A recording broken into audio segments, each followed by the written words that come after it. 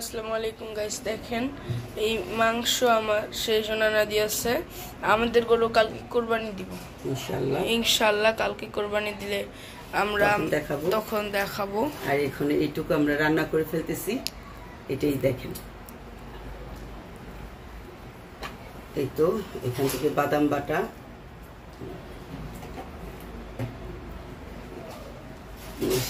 বেশি করে এটা হলো কাঁচা মরিচ বাটা, একটু ঠিক আছে না, জিরা বাটা, হাত দুটো সুন্দর লাগতেছে, আর একটু কমা এত দিবা।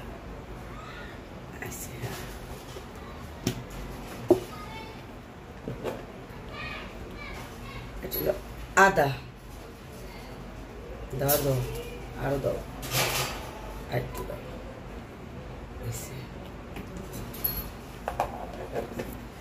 পেঁয়াজগুলো সব দিয়ে দাও। এই যে পেঁয়াজ দিয়ে দিতেছি,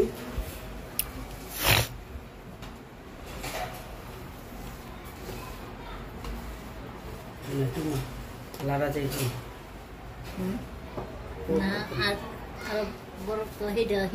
দুটার মধ্যে দাও, দুটার মধ্যে বাদ করে দাও। মাইখা বড় বলো বলের মধ্যে মাইখা এটার মধ্যে মাখতে পারবো না। এখন মিক্স করে নিবে এটাকে। এই তো লবণ দিয়ে দিচ্ছি স্বাদ মতো, দিছে না?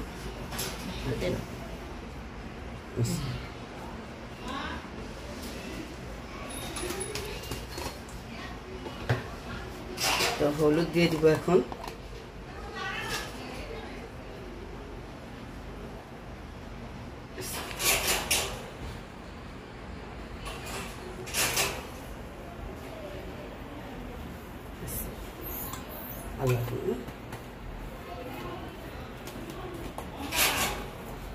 সব কুরবানিদের লেগে সব বানাইছি,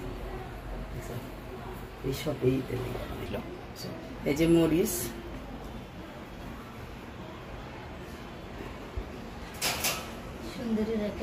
ঠিক আছে না?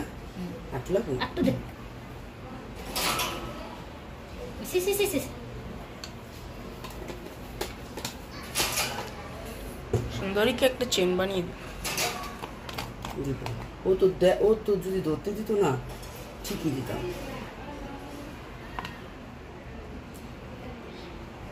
এটা ধনিয়া ফাঁকি আছে না?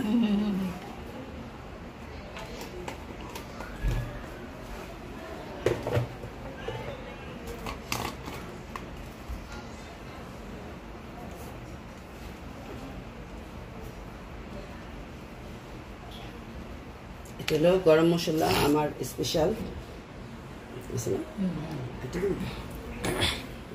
আলাদা খেলা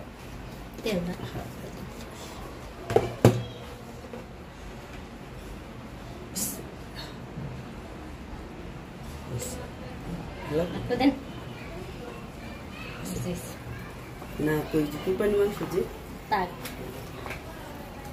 মাংস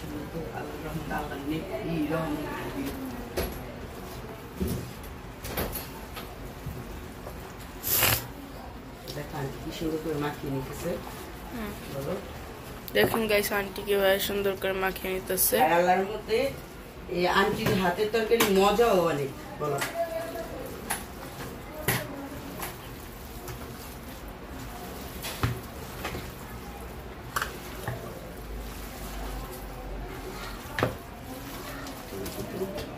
একটু জাল দিই না, এক চুলাই মাংস বহাই দিই, লাইটি জাল দিয়া আবার ওটা বহাই দিলে ওই করে ভাত রান্না করে।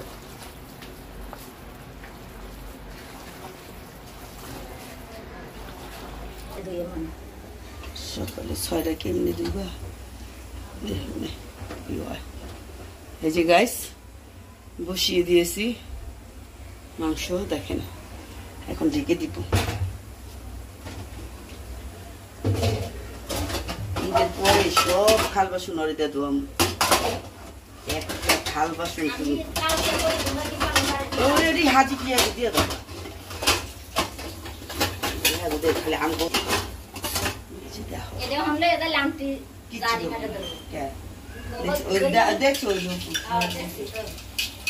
ঘরটি জাতলাম আর দিয়ে ধোয়াইলাম একটা জিনিস ওই জন্য এখানে খলায় খলায় খেয়ে দিচ্ছে।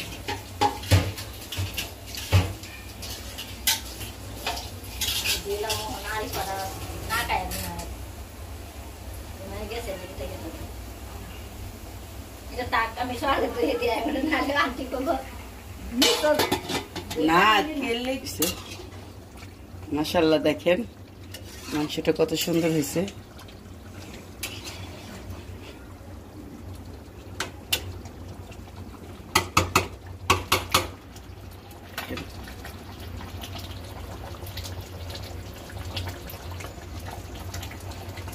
আমার আম্মুর রান্না হয়ে গিয়েছে।